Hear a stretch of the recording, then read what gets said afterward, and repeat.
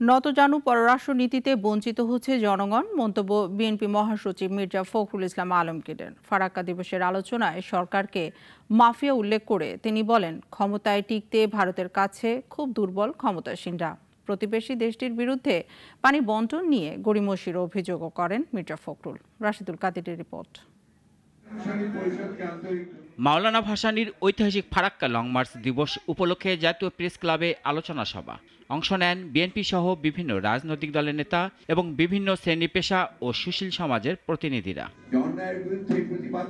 BNP মহাসচিব বলেন, সরকারের নতজানু পররাষ্ট্রনীতির কারণে দেশের মানুষ ন্যায্য হিস্সা পাচ্ছে না। তিস্তার পানি নিয়ে সরকার দীর্ঘদিন ধরে গড়িমসি করছে, কারণ ভারতের কাছে এ সরকার খুব দুর্বল। যে সরকার এখন আছে সেই সরকার পুরোপুরিভাবে একটা নতজানু সরকার। তারা কখনোই বাংলাদেশের জনগণের স্বার্থে সে একটা প্রকৃত স্ট্যান্ড নেওয়া, সেই স্ট্যান্ডটা তারা নিতে ব্যর্থ হচ্ছে। এমন একটা সরকার দখলদারিত্ব নিয়ে ক্ষমতায় বসে আছে, যাদের একমাত্র কাজ হচ্ছে যে তারা তাদের স্বার্থ এবং তাদের প্রভুদের স্বার্থকে রক্ষা করার জন্য তারা আজকে জনগণের উপর নির্যাতন নিপীড়ন চালিয়ে যাচ্ছে। বিভিন্ন রাজনৈতিক দলের নেতারা বলেন, সরকার দেশের মানুষের মধ্যে বিভাজন তৈরি করছে।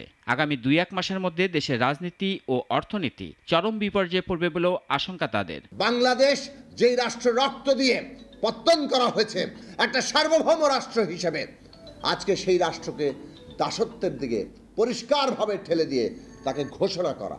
আমরা ভারতীয় পণ্য বর্জনের পক্ষে বলি, বিপক্ষে বলি, তার মধ্যে রাজনৈতিক বিবেচনা আছে। বিপক্ষে আমরা কেউ বলেছি বলে আমি জানি না, কিন্তু একটা রাজনৈতিক লড়াইয়ে সেটাকে রূপান্তরিত করবার জন্যে আমাদের সবাইকে লাগবে। নিজেদের গণতান্ত্রিক অধিকার ফিরে পেতে লড়াইয়ের বিকল্প নাই বলে উল্লেখ করেন নেতারা। এজন্য সবাইকে ঐক্যবদ্ধ হওয়ার ডাক দেন তারা। লাশ ফেরত পাওয়ার জন্য। রাশিদুল কাদির, নাগরিক, ঢাকা। ওয়ালটন ফ্রিজ কিনে অনেকের মতো আপনিও হয়ে যেতে পারেন মিলেনিয়াল। সেরা পণ্যের সেরা অফার।